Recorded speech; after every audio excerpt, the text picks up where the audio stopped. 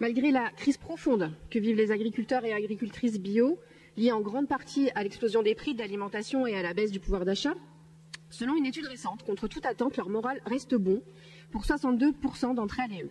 Pourquoi? Parce qu'ils et elles sont fiers de s'être engagés sur la voie d'une agriculture respectueuse de l'environnement, des hommes, des femmes et du vivant. Cet engagement n'est pas seulement un choix individuel, mais un choix pour le bien commun.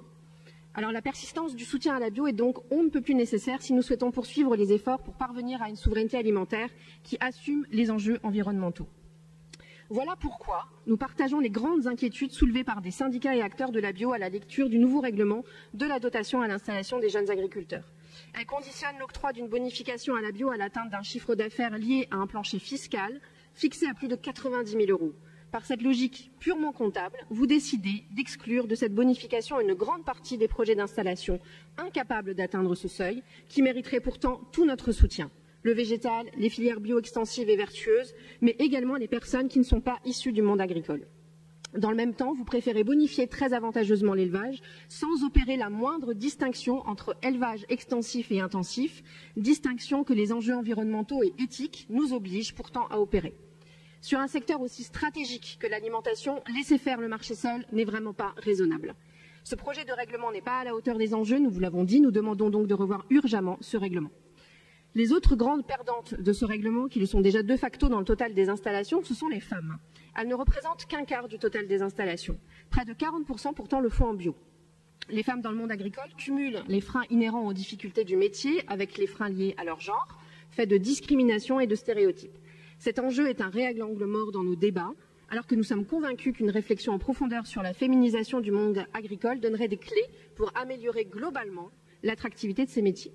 À ce sujet, que comptez-vous donc faire, Madame la Présidente, pour accompagner au mieux les femmes porteuses de projets dans la concrétisation de leurs souhaits d'installation et leur permettre d'être équitablement représentées et soutenues dans ces démarches?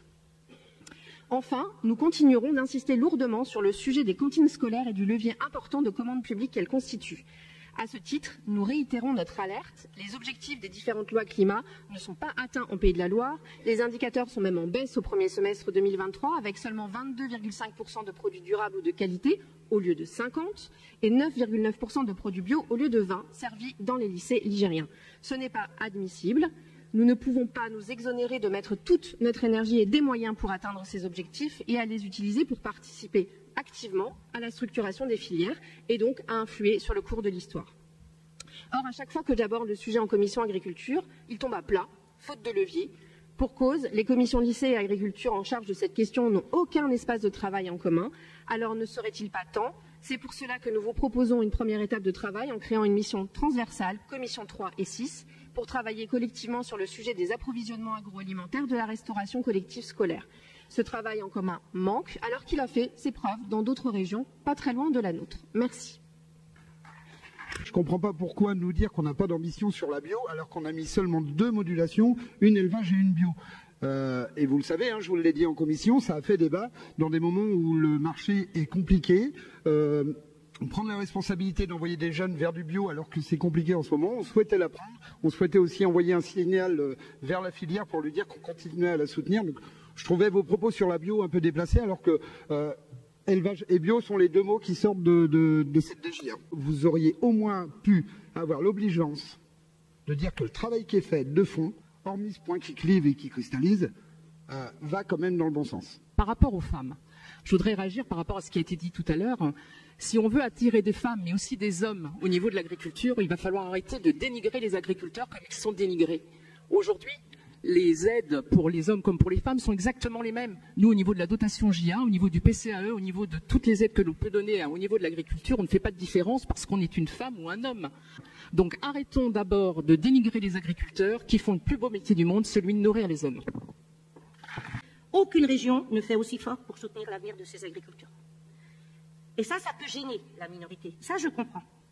Parce que cette politique, elle rencontre un vrai écho dans une grande majorité de la profession agricole. Et pourtant, vous le savez très bien comme moi que cette majorité, elle n'est pas toujours d'accord avec nous.